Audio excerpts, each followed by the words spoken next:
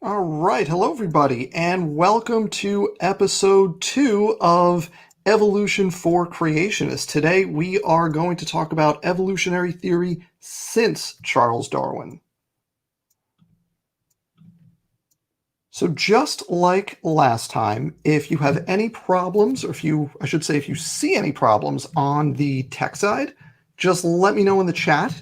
And once the chat in StreamYard cycles through and gets updated, then I'll address whatever problems. So if the slides aren't moving, if they disappear, if you can't hear me, just let me know. So yeah, like I said, welcome to episode 2. We're talking tonight about evolutionary theory since Charles Darwin. So last time we covered basically what Darwin did, his logic, and what he concluded. Today we're going to pick up right where we left off, and we're going to look at how evolutionary theory has changed and grown since 1859. Before we get going, one quick note for everybody, since I did get a couple questions on this. If anyone wants a textbook on a nice kind of intro to evolution, I strongly recommend this one. This is the first edition, but I think we're up to the third edition now. This is Evolution, Making Sense of Life by Zimmer and Emlen. And if you know Carl Zimmer and any of his excellent work, same guy. So this book is really good. When I do this as a class, I don't use a textbook anymore. I don't assign a textbook. But when I did, that was the book that I would reference. And I still suggest it as a supplemental. Also, as we go through, some of the figures that I use are from that book. I don't remember if any of the ones in here today are, but some of them are. So I like that book a lot. I have the electronic version of the second edition that I find really nice. I really like the figures. I think they do a nice, clear job of explaining things. And the organization, because I used to assign that book for class, the organization of how I kind of do things to some degree mirrors that book. I've kind of gotten away from it a little bit, but it's still the vestigial signs of that textbook are still there, if you want to put it that way. So that's it for the intro spiel for today. So let's get right into talking about evolutionary theory and how it's changed since 1859.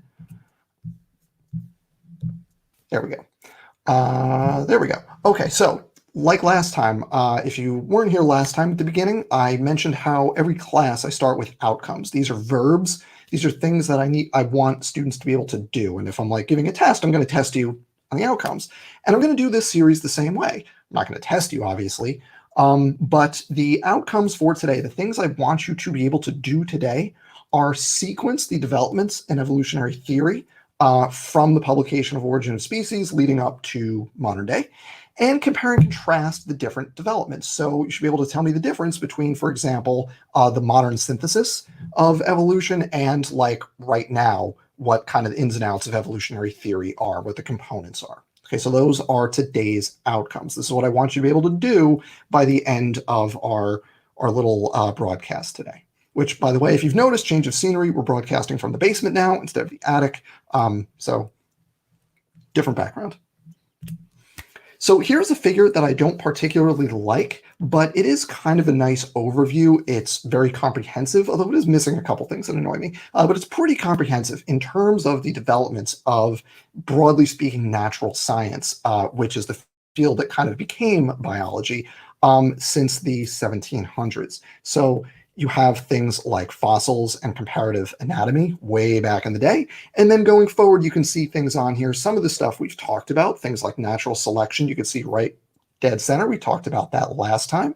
And then there's some stuff on here that we're going to talk about today, things like random mutations, DNA, the modern synthesis. So this is kind of an interesting way of looking at it. But the way I prefer to group things isn't kind of thematically like this. By field, I prefer to group the ideas kind of how they've been associated historically. So what we're going to look at here is a figure I use in class that is going to kind of form the basis for what we're going to talk about today. And this is adapted from a paper that I'll link in the description afterwards. Noble 2015 has kind of a different version of this. This is my version, though. So last time we talked about Darwinism. We talked about what Charles Darwin did, what he observed, and how he kind of generated his conclusion. So he looked at variation, he saw that it was heritable, and he concluded the mechanism of natural selection. Now, going forward from there, one of the big next kind of synthesis of ideas is called the modern synthesis of evolutionary biology, which is no longer modern. This includes things like genetics. It includes mutations. It actually includes looking at populations and individuals. So we're looking at population genetics. And interestingly, it links things on the micro scale with the macro scale. So we're looking at paleontology and also the processes of speciation.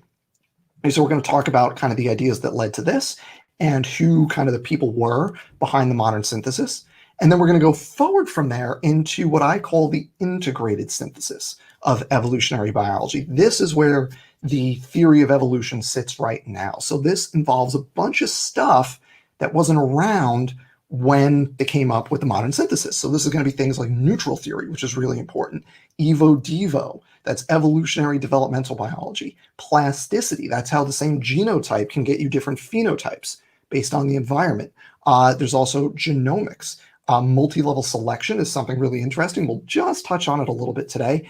And then some really cool new stuff like epigenetics, that you may have heard of that. And then evolvability, the idea that the ability to evolve itself, having evolutionary flexibility, is itself a phenotype that can evolve. That's a very new idea in evolutionary biology, relatively speaking. So this figure, which I'll show again as a summary at the end, this is going to kind of guide our discussion for today. So that kind of intro bit out of the way, let's get right into it and talk about the early part of the development of evolutionary theory following Darwin. The first idea I want to touch on is called genetic drift. You've probably heard this word before. If you've heard of anything in evolution other than natural selection, it's probably genetic drift. And this is really important because genetic drift is neutral, as opposed to natural selection, which is genetic drift is random, as opposed to natural selection, which is very much not at all random. So there's a more robust, more kind of systematic way of approaching processes like drift and other neutral processes called neutral theory that we'll talk about in a little bit. But in the 1800s, it's actually Darwin's kind of co-conspirator in coming up with the theory of evolution by natural selection, Alfred Russel Wallace. When Darwin and Wallace jointly presented to the Linnaean Society in 1858, Wallace was this close to getting to the idea of genetic drift. And this is just a little quote from his paper, which, by the way, before I read this, let me just note that for class sometimes I'll assign like supplemental readings. And for the Darwin stuff, the supplemental reading is the Darwin-Wallace papers that they jointly presented in 1858. I've linked to those in the description for part 1 in the series. So if you want to read those, strongly recommended, check them out. But this is something that Wallace wrote in his, and this is an idea that is beyond anything Darwin proposed at the time. So Wallace wrote, variations in unimportant parts might also occur, having no perceptible effect on the life-preserving powers, and the varieties so furnished might run a course parallel with the parent species, either giving rise to further variations or returning to the former type. And what Wallace was saying here is there are features of organisms that are neither beneficial nor harmful, and they're not going to be selected for or against, meaning they're just going to hang out and maybe they'll revert to the ancestral type, but they could also form the basis for something new. And that was a major insight that Wallace had right there that actually goes beyond what Darwin was proposing. It's really important, and we're going to see that a little bit later on. But that's where kind of the seeds of this idea of neutral theory were first planted. So the second big kind of advancement related to evolutionary biology was the field of genetics, because as I think I mentioned last time with Darwin, words like gene and allele didn't exist yet. In fact, the concepts didn't really exist. Darwin realized that phenotypes were heritable, but in terms of like the nitty-gritty of getting from parent to offspring, Darwin had no idea. So enter Gregor Mendel, who was an Austrian monk, And he spent his life working with pea plants. And I want everybody to appreciate the amount of like work he put into this. What he was doing to do his genetic crosses was using paintbrushes to manually pollinate the pairs of plants that he wanted to reproduce. And he did this tens of thousands of times for his various experiments. So just let's all appreciate the work that Mendel put into this. Using pea plants, he was able to establish the basic rules of genetics because pea plants are really convenient in a lot of ways. They have short generation times and they have a lot of traits that are either A or B. And there's no in between, there's no third option, it's just A or B. And here are some examples of that in this table. So you can look at the seed shape. It could be smooth or it could be wrinkled. It could be yellow or green. The pod could be yellow or green. It could be smooth or it could be constricted around the seeds. The flowers could be white or they could be purple. So we have these different traits that relate to each other in different ways based on what the parents are and what we see in the offspring. So this is where we get concepts like genes. Mendel called them heritable factors, but the word we use for those things now is gene. He also talked about variants of those heritable factors. Well, the word for that is allele, the different versions of each gene. So you have a gene for seed color, right? It could be yellow or it could be green. Well, one variant of that gene, one allele makes it yellow, a different allele makes it green. And then Mendel also gave us the concepts of ploidy, which was how many sets of genetic information do you have? And everyone watching this here, unless kind of unusual, but most of us, I think, watching this here are diploid. We have two complete sets of genetic information, one from mom, one from dad. I don't think any of us are haploid, having only one set, or triploid, having three, or it could be tetraploid, or on and on and on. But Mendel's one of his big insights was realizing that things in general, in his case pea plants, are diploid. You get half your genes from mom, half your genes from dad, one complete set from each parent. And based on that and observing how the phenotypes were inherited, he was able to derive the basic rules of genetics. And we're going to get into that stuff next time. The next major player that I want to introduce here is Thomas Hunt Morgan, as you can see, as played by Peter Dinklage, apparently. And he kind of was one of a group of people who rediscovered Mendel's work. Mendel published, as you saw, in 1866, and then his work just kind of vanished for like 30 years. Nobody really paid attention to it until the late early 1900s. Morgan was one of the people who kind of picked it up in a roundabout sort of way. Now, Morgan was working with fruit flies, and you could see two adorable fruit flies right here. And the big thing that Morgan was able to figure out based on his work with fruit flies is that genes are carried on chromosomes. And I'm going to talk about this in a whole separate section down the road. But what he did was looking at eye color there. You can see on the left, you've got a red-eyed fruit fly, and on the right, you've got a white-eyed fly. Well, those are alleles for the same gene. You've got the eye color gene. It could be red or it could be white. Red is dominant over white. And based on the inheritance pattern, Morgan realized a couple of things. One is that the pattern for how the alleles were inherited followed chromosomes through the process of meiosis. And specifically for eye color, it followed the process of the way the X chromosome was distributed. And therefore, you got different frequencies of the traits in males and females, because in fruit flies, females have two X chromosomes, males have one. It's XX versus XO. It's XY, but the Y doesn't make you male. It's the ratio of X to autosomes, that sets of autosomes that is responsible for sex determination in fruit flies. It's very different from how mammals do it. So by tracking how the traits transmitted from parents to offspring and their frequencies, and how the chromosomes transmitted, he was able to associate the behavior of genes with chromosomes to show that chromosomes are the thing that actually carries the genes.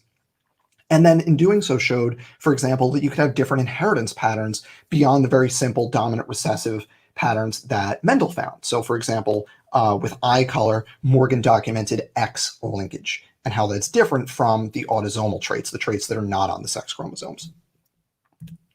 Now, the important thing that Morgan's doing here is we're working towards a mechanism for inheritance. We're not just describing what happens and figuring out the rules. We're coming up with an actual nuts and bolts molecular mechanism for how traits get from parent to gamete to zygote to embryo in the next generation. And that's a really big insight. So then the third major development in genetics that's going on around the same time was population genetics. And the two big names I want to introduce here are two people you've probably heard of, although you may not realize it, Godfrey Hardy and Wilhelm Weinberg. And they were operating separately. They were not working together, but they independently derived the same thing. They realized that inheritance can be described mathematically. So they were looking at, for example, Mendel's work, and realized that, well, you can look at individual crosses, parent, see what the offspring look like and their frequencies of different traits. You could also do that at the population level and just look at how many individuals there are and what the distribution of traits are and predict what subsequent generations will look like. This was a really big deal, and along with a couple other people, was kind of the foundation for the field that became population genetics. You probably know Hardy and Weinberg for another reason. It's that they developed the conditions for genetic equilibrium. And that term genetic equilibrium describes a situation when a population is not evolving. We're not going to go into this in any more detail right now because we're going to talk specifically about this concept in a few weeks. But you probably know the term genetic equilibrium by a different name. It's Hardy-Weinberg equilibrium. And we're going to use that as a springboard to get into evolutionary mechanisms in just a few weeks down the road here. So that's the third big advance in kind of the field of genetics coming out of the 1800s. We had Mendel figured out kind of the big picture rules for inheritance. Then you've got Morgan associating those things with chromosomes. And then you've got Hardy and Weinberg and some other people, but we're keeping it simple today, basically formalizing this mathematically into the field of population genetics. Everybody doing good? Everybody feel okay? If you got any questions, just throw them in the chat. I forgot to mention that at the top. If you have any questions, just stick them in there and I'll catch them when I catch them. And if not, that's okay. We'll do questions at the end. So our next thing we want to talk about here is the modern synthesis. This is now getting into the 1900s and then building on that into kind of the mid 20th century. So the modern synthesis is when you put together developments in genetics, like that we just talked about, population genetics, but also things that like cell biologists and microbiologists were doing, documenting processes like mitosis and meiosis. And then also at the macro scale, you've got people going out finding fossils. You've got paleontology that's contributing to these things. And people are, for example, putting this stuff together to describe how speciation happens. So this is a kind of taking these disparate ideas from different fields of biology, genetics, cell bio, paleontology, and we're putting these things together to explain kind of at a macro scale, how do processes like speciation and adaptation actually work? That's the modern synthesis, and this is going to be around the 1940s is what we're talking about. It's not so modern anymore. Here are some of the big names, not by any stretch all of the big names, but some of the big names in the modern synthesis. You have probably heard some of these names before. So R.A. Fisher was a big one. Ernst Mayr, one of the most important biologists of the 20th century, responsible for the biological species concept. J.B.S. Haldane is another one.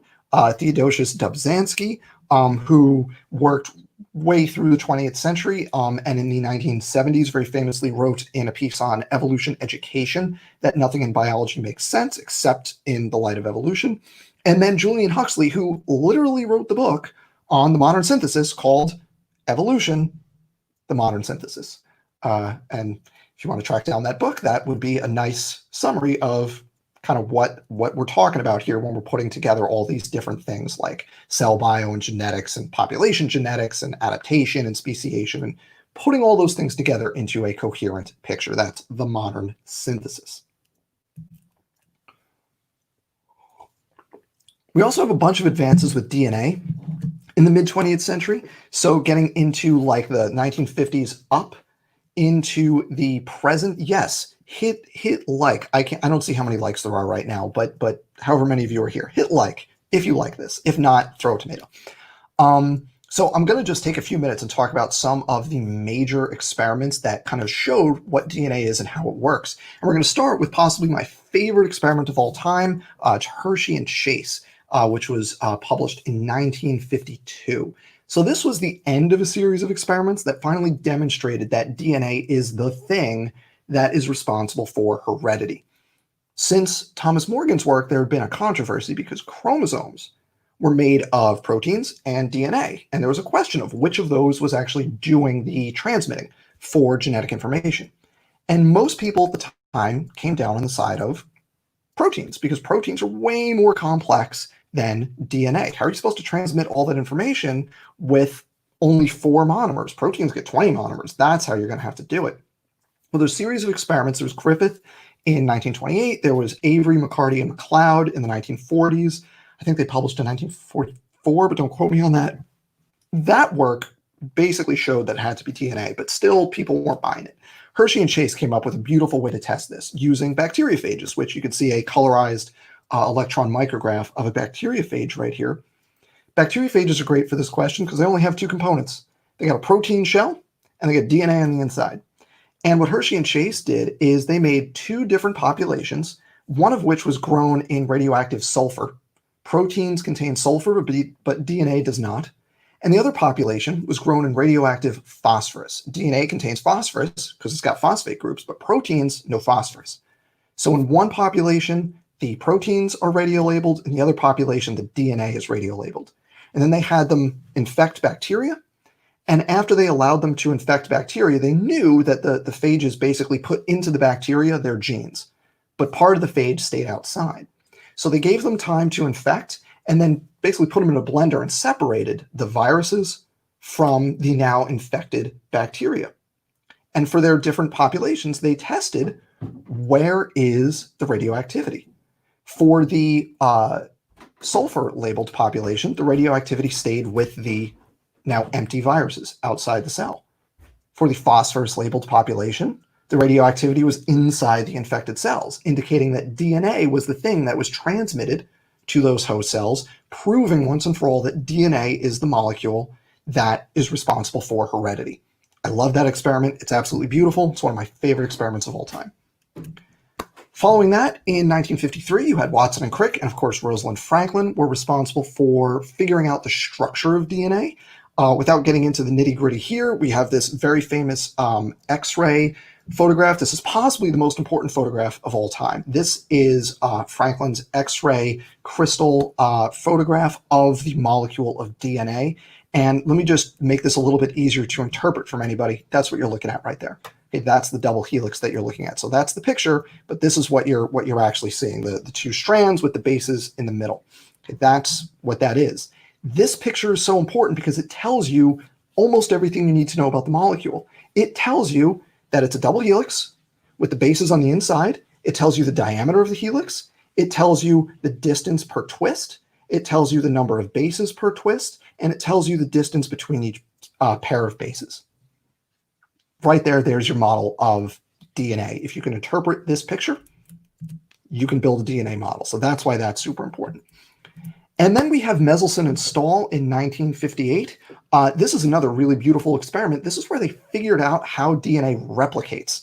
And this was really important for evolution because if you don't have a mechanism to replicate it, then evolution's not going to work. And there were 3 competing models here, and we're not going to go into the specifics of each, but there was the conservative, the semi-conservative, and the dispersive model. And through a really beautifully designed experiment, Meselson and Stahl showed that the semi-conservative model is how DNA replicates. Basically, you have a DNA double helix, it splits, and then each old helix is used as the template for a new one. It's called semi-conservative replication. So that was a major advance, and techniques that we now use in the lab, like PCR, exploit that mechanism. Now, the important thing about these, beyond what we learned, is that they confirmed really important evolutionary predictions. You needed to have a molecule that's responsible for heredity. You needed to have a way to replicate that molecule, and you need a way for that molecule to get from parent to offspring in such a way that preserves the genetic information. And things like the structure of DNA, the replicating mechanism, those provide answers to those open questions. Had we realized there was no replicating mechanism, then evolution would have been falsified at that point. Had we not been able to find a molecule that could stably store genetic information, evolution would have been falsified at that point. But these findings, and others that I'm not talking about, but these findings confirmed those evolutionary predictions. So now let's talk about some modern advances. And by the way, we are just about done here, so this is nice and short tonight. I'll just go through some of the major advances since the 1950s. First, super important, neutral theory. This was kind of developed in the 60s and 70s, but was really formalized by Moto Kimura, who should be as famous a biologist as Darwin and Wallace and Haldane and Watson and Crick. He's one of the most important population geneticists of all time. He really formalized this idea of neutral theory called the neutral theory of molecular evolution, saying that most mutations in a genome don't have any fitness effects. So it goes back to what Wallace said about how sometimes you have something that's not selected for or against, and it can just kick around and be the basis for something new later on.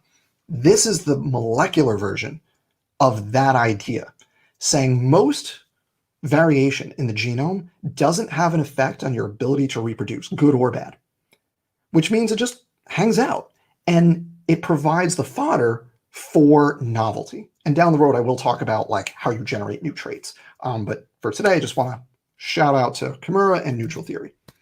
Then we have the field of evolutionary developmental biology, or evo-devo. Now, this goes back actually to Ernst Haeckel, who you probably all learned because of his somewhat fraudulent embryonic drawings and his discredited theory of ontogeny recapitulates phylogeny. Ontogeny is a fancy word for development, and what his theory was that developmentally you can look at an embryo kind of replay the evolutionary history of an organism. Now, that's not true. But what we do know is that during development, the more ancestral traits, the more general traits for an organism develop earlier, and the more derived traits, the traits that are more specific for that individual species, develop later. And I'll give you an example from us. We're all chordates. Chordates are partially characterized because they have a notochord at some point during your life. A notochord is a support structure that runs down the dorsal side of the organism. But none of us right now have notochords. They develop early in embryonic development, and then for vertebrates, notochords are replaced by the vertebrae as the embryo continues to develop. So the more ancestral trait is the notochord, the more derived trait is the vertebrae. Okay, so that's, and we can look at groups of organisms and see, okay, who has a notochord at some point, and then what happens to them later on, and how do different organisms change from that early development state. We can also look at concepts here like deep homology. This is looking at developmental pathways that are shared across very broad groups of organisms that end up doing similar things, even though the common ancestor of those organisms doesn't have that trait. A really fun example of this is the development of legs in flies and mice. Now, flies, insects, and mice, mammals, don't share a common ancestor that had legs. That was probably some weird segmented worm thing, right? But flies have legs and mice have legs. And the really cool thing, if you look at these two genetic regulatory networks here, they're the same. Those networks were inherited from the common ancestor, even though that ancestor didn't have legs. It's the same set of genes and how they relate to each other that govern how legs elongate away from the body during development. And I'll show you just one thing that's funny in here. If you look right below where it says fly leg, I can't show my cursor on the screen, sorry, but if you look right below where it says fly leg, the second thing down is HH. That is a gene called hedgehog, because when you mess with it in fruit flies, it makes them, I think the reason is that it makes them hairy, it makes them like spiky, so they look like a hedgehog. Now, if you look over on the mouse side of things, in that same position in the regulatory network is SHH. That's the homologous gene. In terms of things like limb elongation, it does the same thing. It's called SHH because this was discovered in the early 90s in the heyday of Sega Genesis, and the people who discovered it were nerds, and so they named it after the video game Sonic the Hedgehog. And Sonic Hedgehog is the name for that mammalian gene that we all have, and it's one of the things it's involved in is growing limbs. So there's a fun fact for you. We also have the concept of multi-level selection. So, for example, when it comes to something like evolving altruism, how do you do that? Well, there are competing theories for that. There's group selection, where it's selection operating on the population as a whole instead of individuals. But then going the other way, there's the selfish gene concept, which was pioneered by Richard Dawkins in the mid 70s. This is the original book, The Selfish Gene. Strongly recommend you read The Selfish Gene. If you haven't, it's a really good, really thought provoking read. This is the idea that instead of the individual organism as the kind of unit that is being selected, you should think of the gene in the genome as the unit of selection. And that also does a really good job explaining traits like altruism that are very difficult to explain through traditional Darwinian thinking, where you're looking at the individual as an isolated unit. Now, then you get kind of into the 70s, and then from there, that's where we started doing DNA sequencing. The first DNA genome that was sequenced was a teeny little virus called Phi-X174. I only know that because that's the virus I worked on when I was in grad school. So there's a fun fact for you. Phi-X174 first sequenced DNA genome. And yes, nerds, look at my shirt, nerd, I heart biology. Okay, so yes, nerds. You're all here on a Thursday night listening to me, so I don't want to hear it. So with DNA sequencing, now we can do a lot of stuff because we can look specifically in the genome and see like what part of the genome is doing a specific thing. What's the difference in the DNA between different alleles? And from there, you get into the field of genomics. So you probably all know we had in the 90s, there was the Human Genome Project. And then since then, it's only gotten cheaper and faster. And we've now sequenced tons of things. And we have huge genetic databases that allow us to do comparisons that were unthinkable, even speaking from 2020, comparisons that were unthinkable a decade or 2 decades ago. Now, one thing you can do once you have genomics is phylogenetics. We can look genetically at the evolutionary relationships based on homologous DNA sequences and their similarity rather than using morphology. And I'll talk about this down the road, but morphology can be misleading, right? You can look at something with a wing, you can look at a bat, you can look at a bird, be like, oh, they got wings, they get the same basic bones.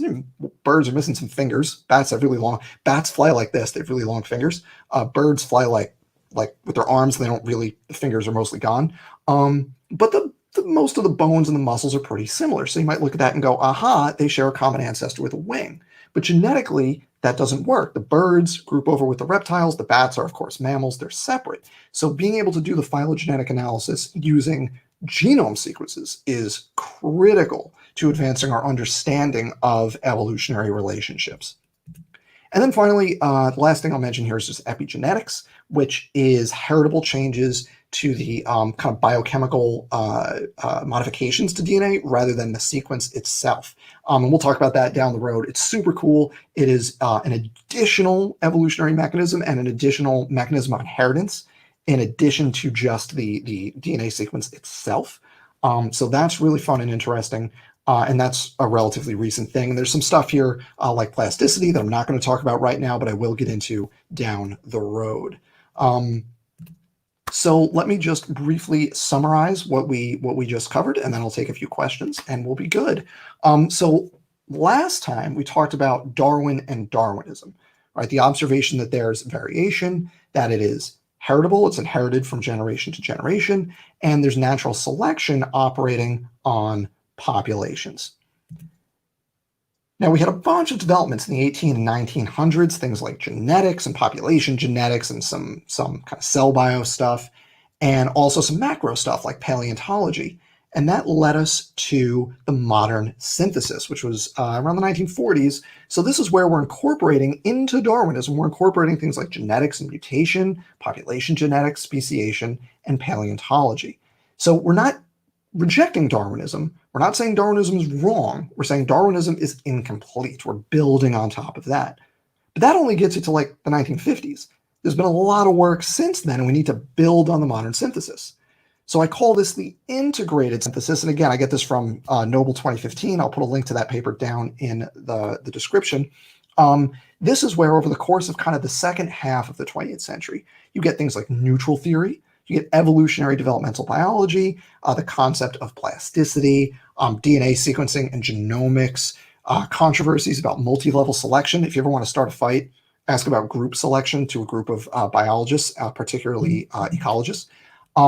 You've got things like epigenetics, and as I alluded to just all the way back at the beginning, evolvability, which I'm not going to get into now, but I want you to just be thinking about the basically the concept that evolutionary flexibility is itself a phenotype that is subject to things like natural selection. And that's a pretty new idea.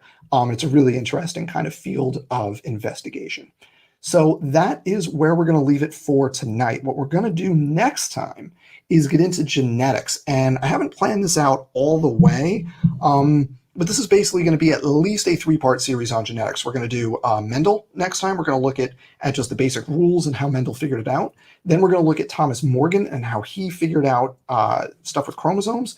And then we'll talk about like Hardy-Weinberg and population genetics. And then from there, we might go to like natural selection, genetic drift, or maybe we'll do quantitative genetics. I haven't really decided yet. We got a couple options, but the next 3 weeks of this, which I may move to a different, we'll see. But the next 3 weeks of this are going to be on kind of the development of the field of genetics.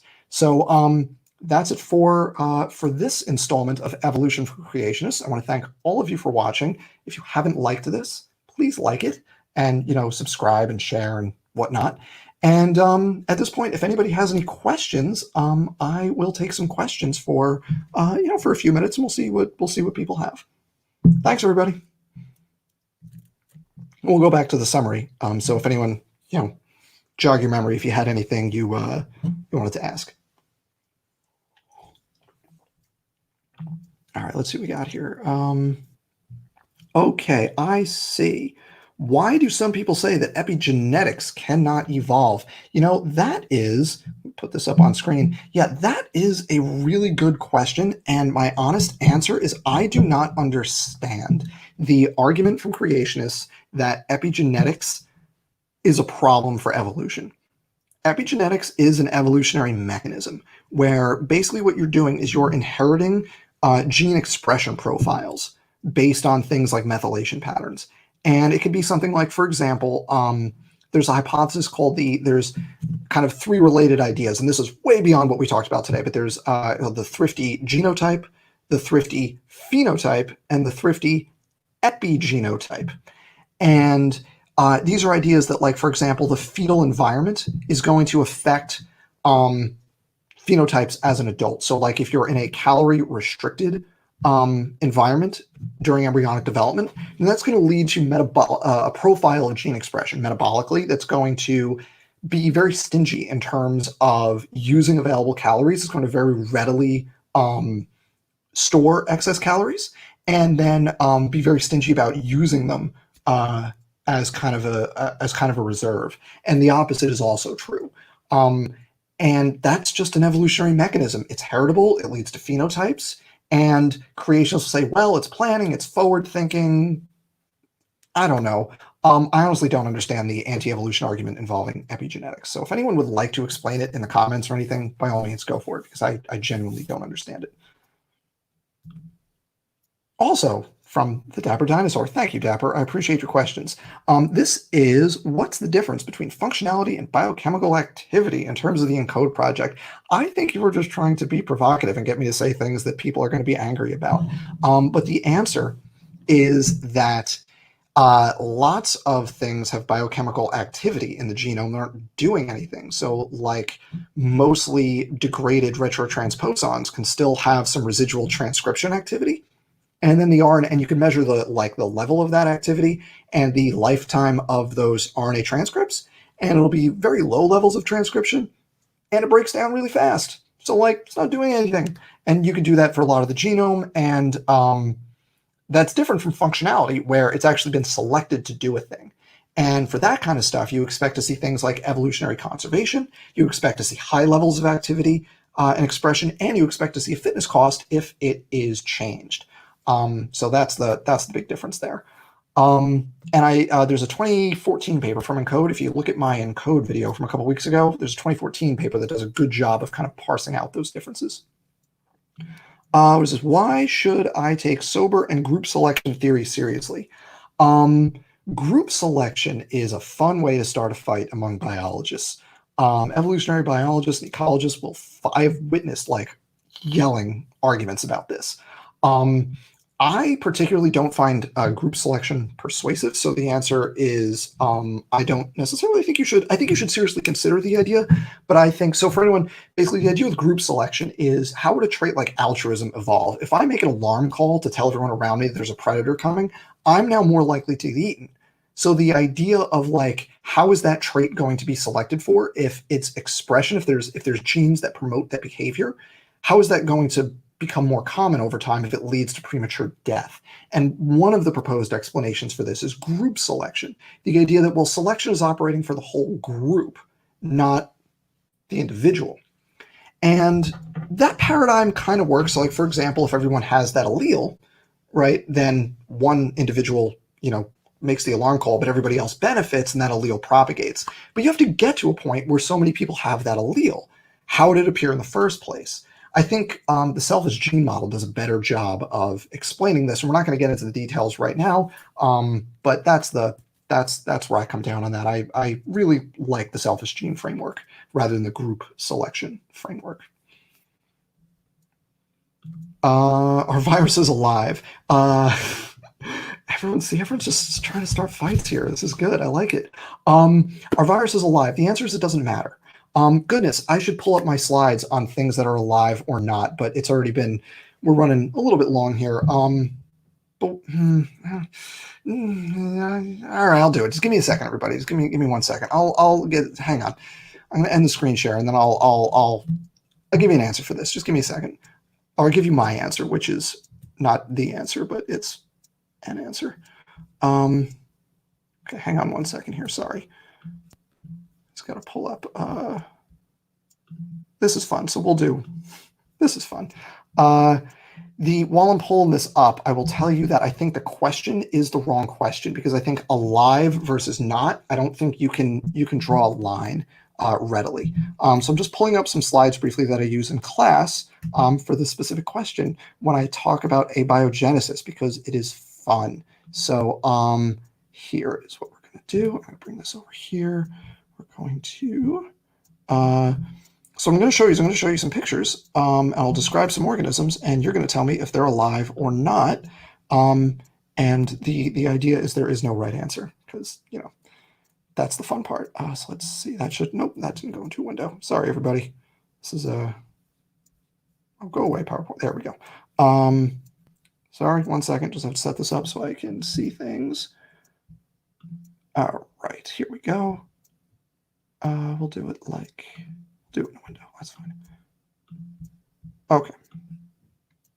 Okay, so now let me share the screen over here.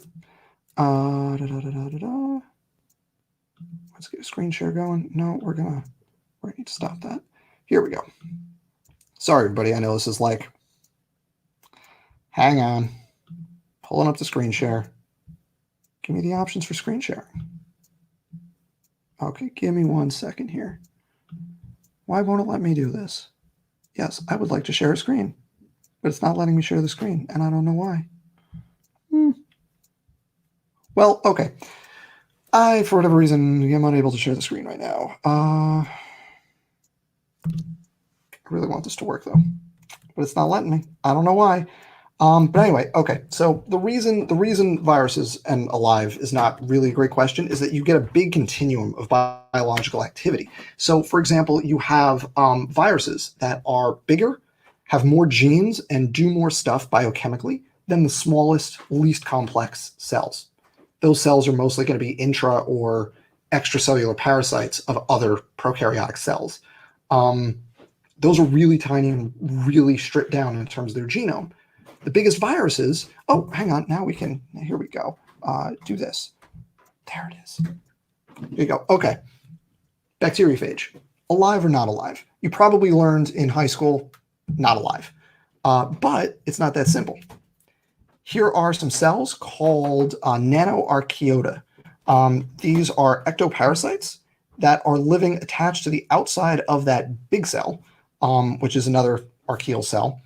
These things don't have full metabolic pathways. They can't do stuff on their own. They need the host cell in order to survive. Let's go to There we go. Now we can look at the giant viruses. This is Mimi virus, but there are viruses that are even twice as big as this one. This virus is so big, when it was discovered, it was mistaken for a bacterial cell. That's how big it is. And it has a genome that's bigger than some bacteria. It's got genes that most viruses don't have. So this group of viruses has like some genes that do weird, I think they have parts of various metabolic pathways. They have DNA expression genes that most viruses don't have.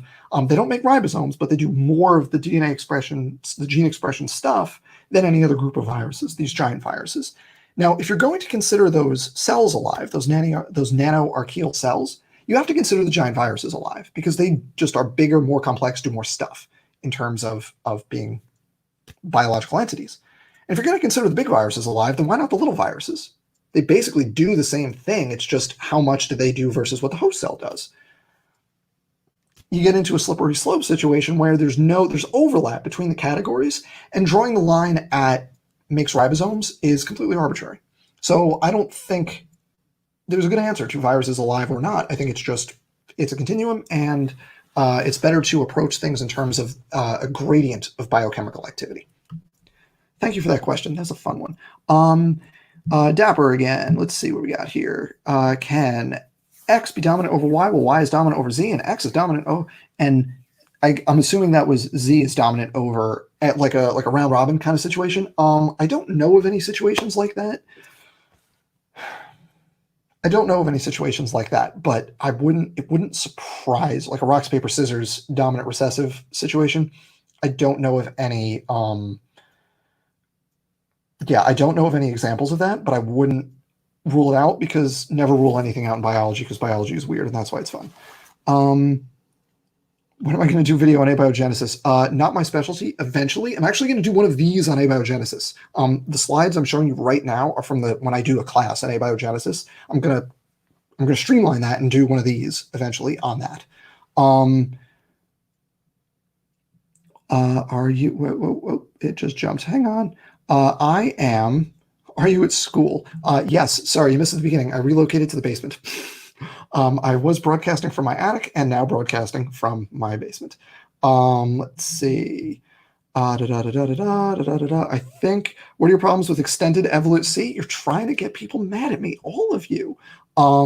So extended evolutionary synthesis. I have two problems with this. So this is, for people that don't know, the extended evolutionary synthesis is a school of thought that comes from a group of people that say the modern synthesis is insufficient to explain what we see. And the interesting thing is most of the people involved in this are not evolutionary biologists. It's a lot of like philosophy of science type people. And the extended synthesis comes in kind of two flavors. One is the, hey, you know, that modern synthesis isn't really cutting it. You need to talk about things like evo-devo and plasticity and evolvability and epigenetics, which is weird as an evolutionary biologist because I already talk about that stuff. That's already part of evolutionary biology. So one problem with extended synthesis is that the people that promote it are just like, don't know what modern evolutionary theory looks like and are saying we need to be doing the things we already do. The other problem with it is you have a subset of that crew that's into like really out there wooey stuff like DNA intelligence and cells being able to like plan their evolution ahead of time, which is completely bonkers and not supported by any data at all. So those are the two reasons that I have a problem with extended synthesis. Let's see. Yeah, so this is a really interesting question. Causes for dominance recessive. We're going to talk about this more next time. But it could be as simple as make a protein versus not. So like for the ABO blood group in people, A and B are both dominant over O. So A makes a protein, a specific receptor. B makes a different receptor, and O makes nothing. So if you're AO, your phenotype is going to be A because you have one gene making the thing, right? If you're AB, you get codominance because you make both and neither one cancels out the other. You just have both present, right? So that's you have to look at the biochemistry on a case-by-case basis to understand why things might be dominant versus recessive versus codominant or, whatever it might be. Okay, by the way, just saying it's 9:50.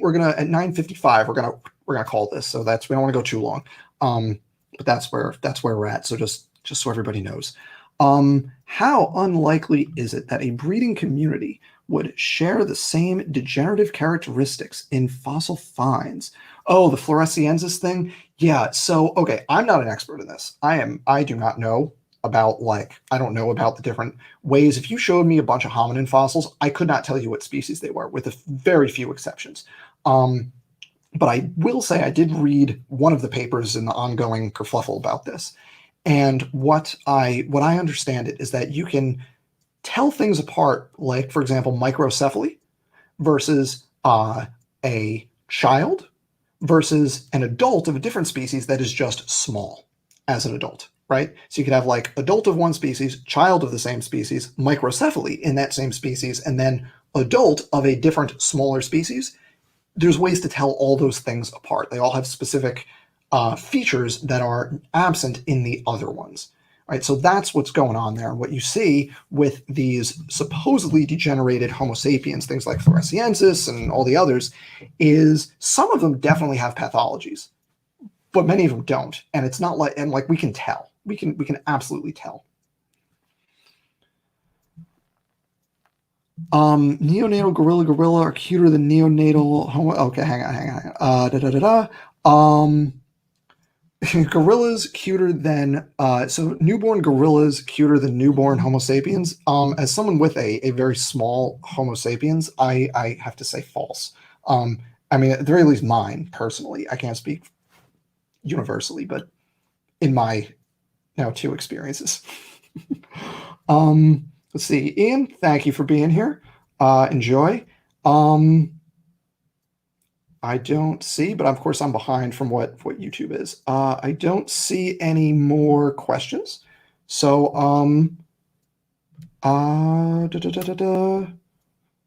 he avoided his what? I don't know what that's a reference to, but okay.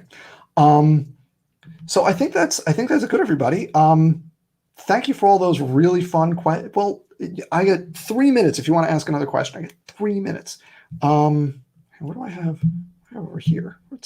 Oh yeah, see, that's the virus, right? This is going back to the living thing. I just want to tell you all that this is what I really like, this kind of division of life above domain. You do capsid encoding for the viruses and the ribosome encoding for the cells, and then neither for things like viroids and plasmids and transposons and things. I think that's a really good way of looking at it. So I'll leave you with that thought, that basically bio is messy.